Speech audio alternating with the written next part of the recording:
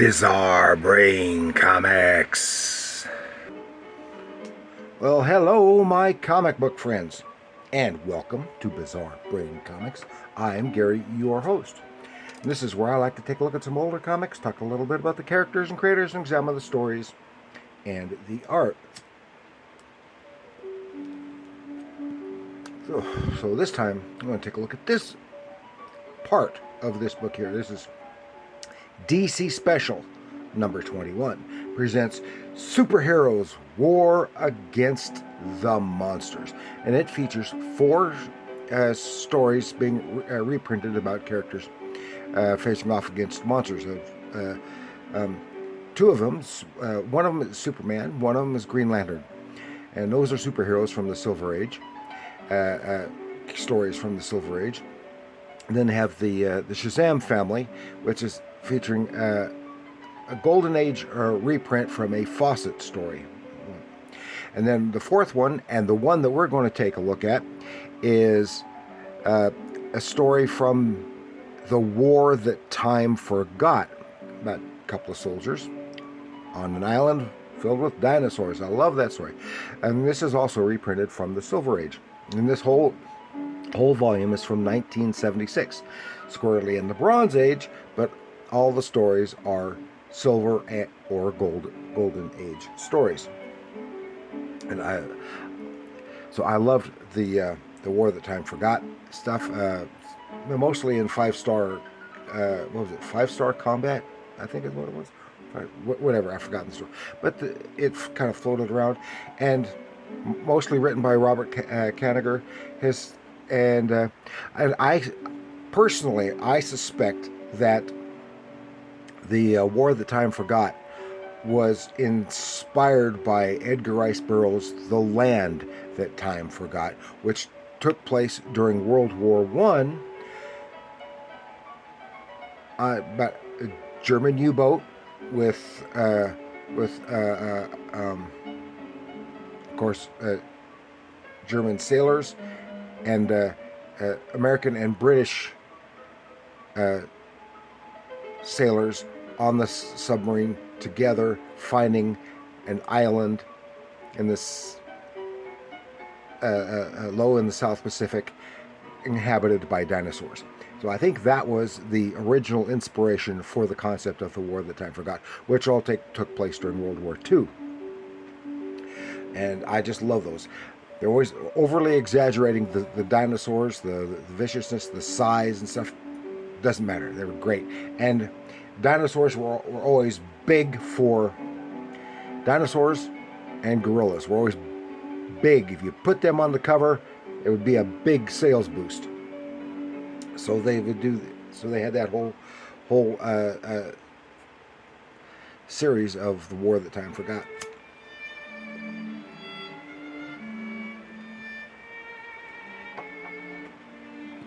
And that's this in here. And that's the one we're going to be taking a look at. Although we may come back another time and look at one of these other stories in this issue. Okay, here it is. The Big House of Monsters. And this is, of course, written by Robert Kanigher. And art, magnificent art by Russ Heath, who is a long-time artist at DC, some Western, but primarily known for his work on the war comics like Joe Kubert. And he was a long-time primary artist on the Sergeant Rock stories. And as I said, they exaggerate. Look at the size. This is... most of the dinosaurs are kind of fictitious, because looks like may intend to be an Allosaurus. But see how super huge, when it's like 2 to 2.5 times the size of an actual Allosaurus or even a T-Rex. It's hard to tell what it's supposed to be because there are too many fingers on the hand. So, but it doesn't matter. So our story is, there's this ex-cop, what was his name? Jackie Blaine. He has been a soldier in the war and taken prisoner, and is in a Japanese POW camp. And as he's seeing new prisoners coming in, he recognizes that is Nick Tardy, a gangster who he had arrested. And then we get the flashback. He had arrested him some years before. He was transporting him for court, etc. They're on a train. There's a wreck on the train. Well, it turns out the whole train. So it must have been lots of people killed. But the train was booby trapped specifically to free Nick and Jackie, the cop, he got blamed because they found money on him, so they framed him for taking a payoff and letting him go, which is not what happened. And then we see how he lost his job, was in the army in the war and captured, and now he is bound and determined. He is going to get Nick and take him back for justice. So here they are in the camp, and they wind up working together. There was a prison break, and they were together, getting away. They get weapons, a life raft, and a rubber raft, and they get off that island, but they're swept away someplace else. And here, oh my gosh, Nick is being attacked by a gigantic crab monster. See, this is where that's the monster, but Jackie manages to save him. The two do fight though, because obviously they don't like each other. And despite the fact that he saved his life, Nick gets the gun and away from Jackie, and so they're floating on. And then they finally get to the island. And there's pull up on her, and they're soon attacked by a dinosaur. It looks like a sauropod, but this is a carnivorous sauropod, which they didn't have. And of course, sauropods got insanely huge, some of them. But they're fighting it off, and they have to wind up having to use grenades to take the critter out. And they're still at odds with one another. Nick wants to get away, but at this point they need each other to survive. So they basically have a truce. We're going to stay here until we can get picked up, and we'll get away. Meanwhile, this time, Jackie is snatched by a giant snake, a constrictor, and well, Nick, he says, "Bye, Jackie." He takes off, but Jackie tosses a grenade down his gullet and saves himself from the snake.